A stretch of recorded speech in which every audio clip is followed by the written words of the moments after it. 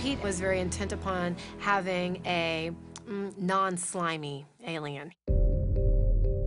He wanted to have a regent that looks foreign to our world, but breathes through a nose, sees through eyes, has appendages. Maybe they're a little special, but by and large, we recognize the form.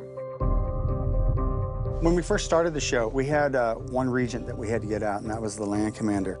As the show progressed, we had other characters like the thug, which were the henchmen, and then there was also the sea commander, who was in charge of, I guess, all of the battleships.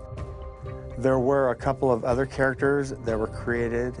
One was called Clarence, the ship scientist.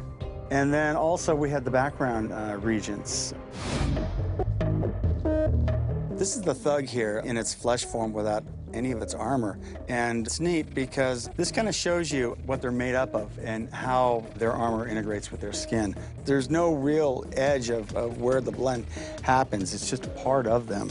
If you look here, this whole section here would be something that I would have sculpted. And then any of this mechanical stuff would come from Russell Paul's crew.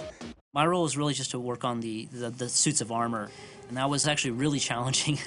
All the armor that you see on all the aliens is very asymmetrical. We couldn't just build one side of it and copy it to the other side, which we typically can do. We actually had to build really everything twice. You know, we had to build specific armor to one side and then build different armor on the other side. So it was really challenging, but I think the aesthetic makes it really nice. It gives it something different. Here's some of the biomechanical things where you've got a combination of mechanical parts which are integrating with flesh, which is really cool. They have faces like we do. They have little holes in their faces, like ventilation holes to help with their breathing. And they also had this quill beard, which was made out of keratin, the same stuff that our fingernails are made out of.